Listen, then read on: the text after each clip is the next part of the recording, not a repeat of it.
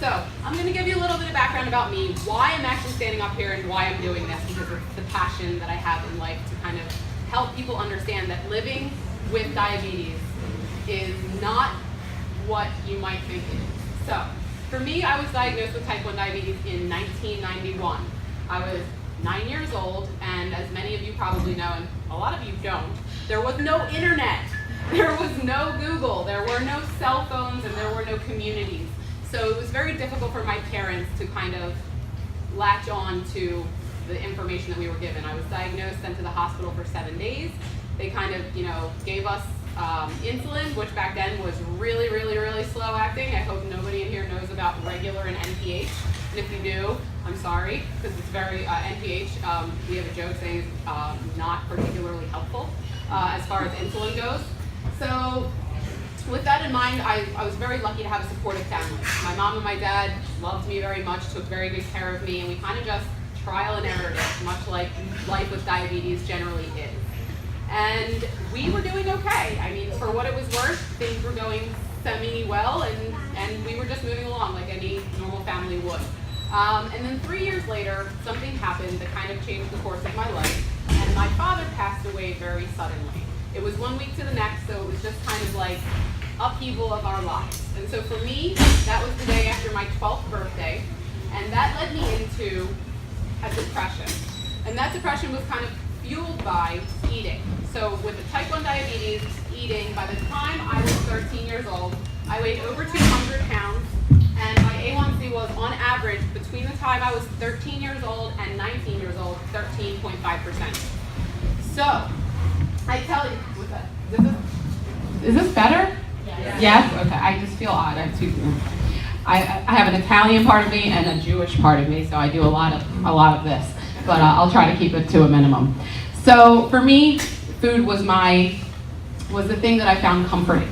So by the time I was 13 years old, that's me at a bar mitzvah dancing with a 13-year-old boy, and this is me at the zoo at 15 years old in Philadelphia.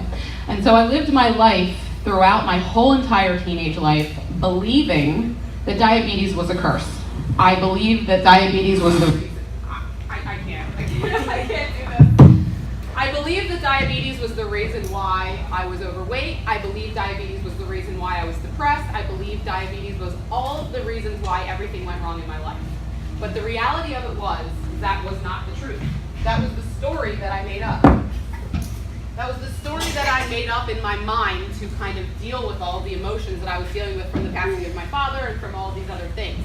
But the reality of it is, diabetes is actually, I believe now, one of the greatest gifts that life has ever given me. And I get a lot of crazy looks, especially from parents when I say that, but I promise you, it really can be the biggest advantage that you get as far as taking care of your health. So for me, as I became into adulthood, I became 18, 19, 20 years old, I realized that the person that I was living in my diabetic life wasn't, when I looked in the mirror, I was looking back at someone that I didn't feel like I was. I saw a reflection in the mirror, and it didn't feel like it was me. So I decided to change. One thing that I always knew that I did have going for me was that I was smart. And I don't say that to brag, I say that because I give all the credit to my father, who when I entered first grade, and I'm sorry you guys, because this might give your kids some ideas, but when I entered first grade, he gave me $5 for every A that I earned, and $0 for any other grade. So from 6 years old, I equated money with learning. The smarter I was, the more money I would get. So I knew I was smart, and I decided to learn my way out of this. So I became obsessed with health, particularly mindset, nutrition, and fitness, and how that all lives with diabetes, particularly type 1, although I work with tons of people with type 2, because the health, nutrition, and fitness aspects that we all need to practice to be healthy are not necessarily particular to any type of diabetes or diabetes at all. So I went to school. I got my bachelor's degree in nutrition science. I went through a 500-hour in-person personal training certification program. I went to become a certified health coach. And these things that I was doing for me, they were all for me. I was doing these because I wanted to feel good. I wanted to feel happy with my life and okay with the fact that I was different from everyone else, and that made me cool.